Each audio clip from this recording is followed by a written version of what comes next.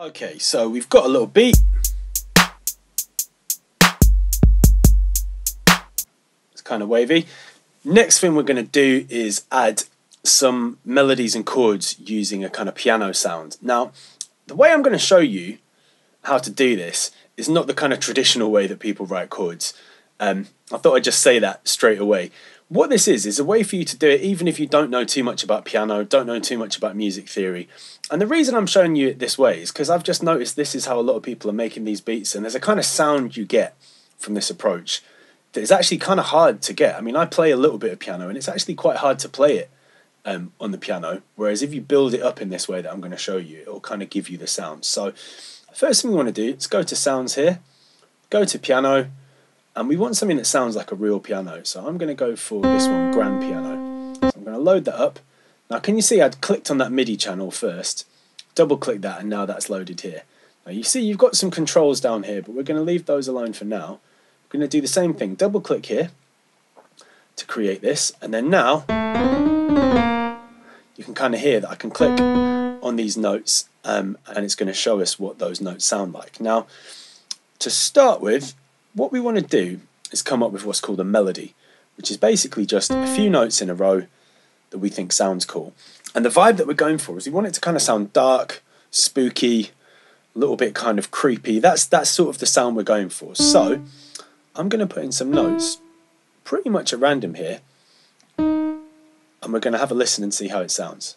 And then I'll show you again how we're going to tweak this, how we're going to turn it into a piano part. And really what I'm doing here is experimenting with, first of all, the melody, and then adding some layers of harmony to that melody. So let's play that.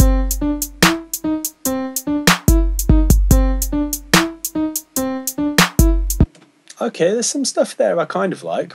I'll show you one little trick straight away. This is a great trick in Ableton. Select those notes, click this little button here, legato. You see what that did? Lengthened all those notes out. So now if I play that,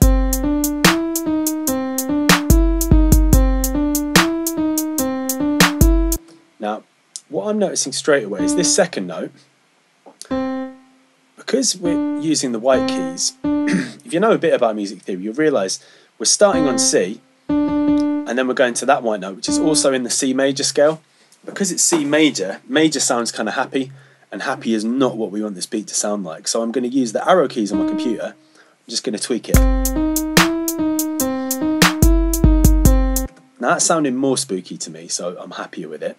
But at the moment, for me, this sounds like it's moving a bit too quickly. It's a bit kind of dun dun dun dun. So we're going to do the same thing we did before, duplicate loop. But what I'm going to do now is I'm going to take some notes out, make some of these notes longer, again using the legato button. Let's try that.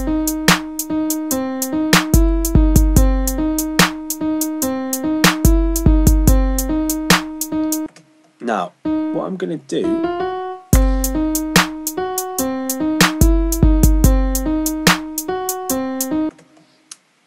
is really just experiment here.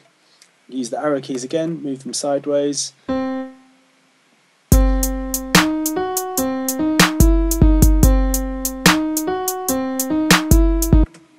Some of this is sounding kind of cool. What I really want to do is get some slightly longer chords going on for this first half. So you can see what I've done. I've stretched out those ones.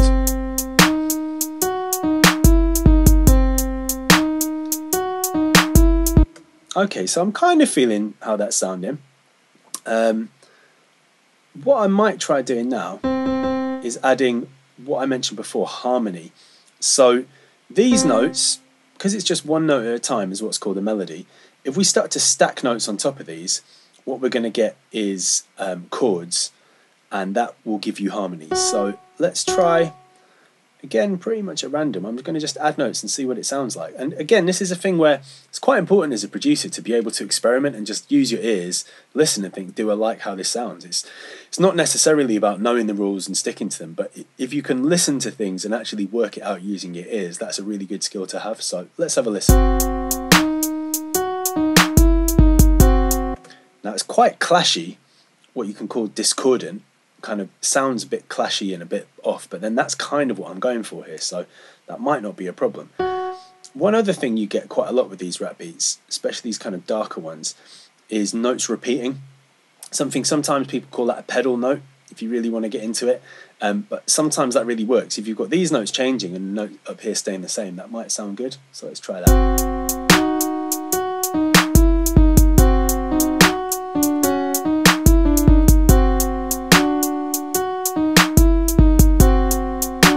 So did you hear what I did there? I actually left that one the same and I moved this one. Again, I'm using my ears just to think, right, what kind of sounds good here? Let's try that.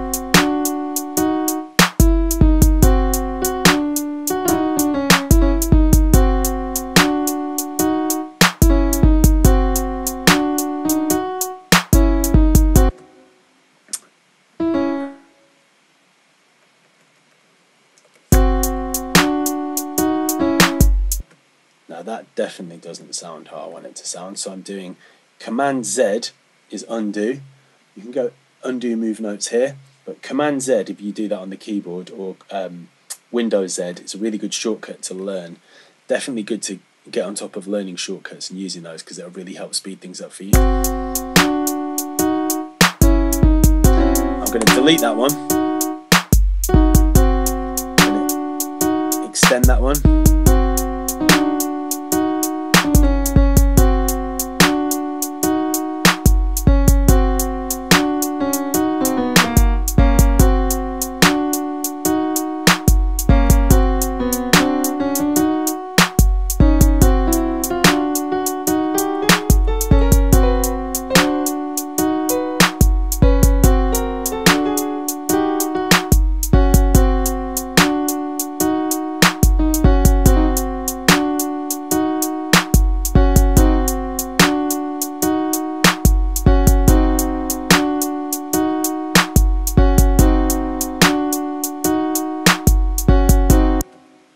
Okay, not into this one.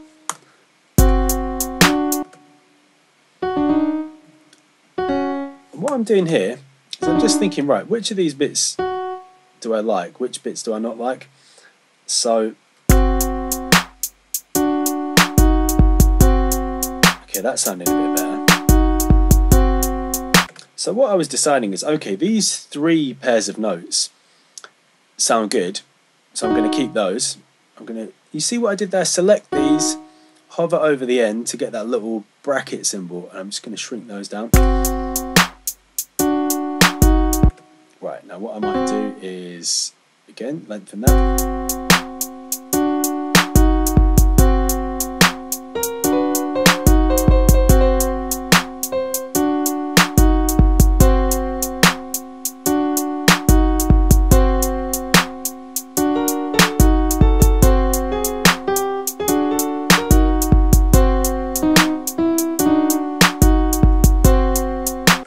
Okay, so that to me is starting to sound like kind of what I want, like a bit of a spooky kind of dark piano thing. I might do the same thing I did before, duplicate that, so we get a longer loop. And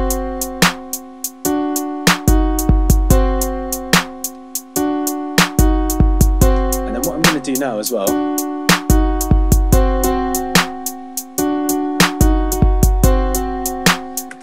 you see what I've done is I've clicked and dragged up to turn these two up. Now A and B here, what that does is send some of this piano over here to the reverb and delay. If you haven't used reverb and delay before, reverb is a really good way to kind of give the impression that the sound you're making is in a bigger space, so it can make it sound like it's in a huge arena or a hall or a cave or whatever kind of thing you're going for. And delay is more like an echo. When you shout and you hear it echo back, that's what a delay does. So the reverb, double click there, you can see that's there. I'm going to turn up the decay time to make it sound like a bigger space, and the delay, I'm going to change the length of it. So let's try that, and maybe turn up that.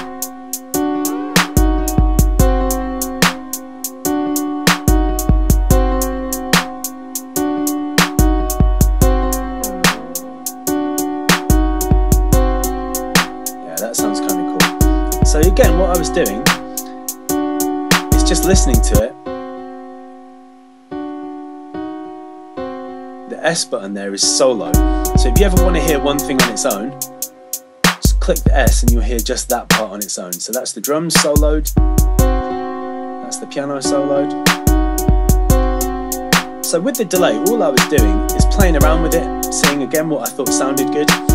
Cool, so if I stop this, what we've got now is some drums and a kind of idea for the piano. Now, what I was doing here, don't worry if you spend quite a while on this finding the chords. This is kind of the fun creative part, and it might take you ages to get something you actually like, but just don't be afraid to use your ears. Make sure you think it sounds good.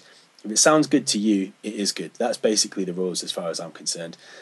So next up, we're going to look at creating a bass line.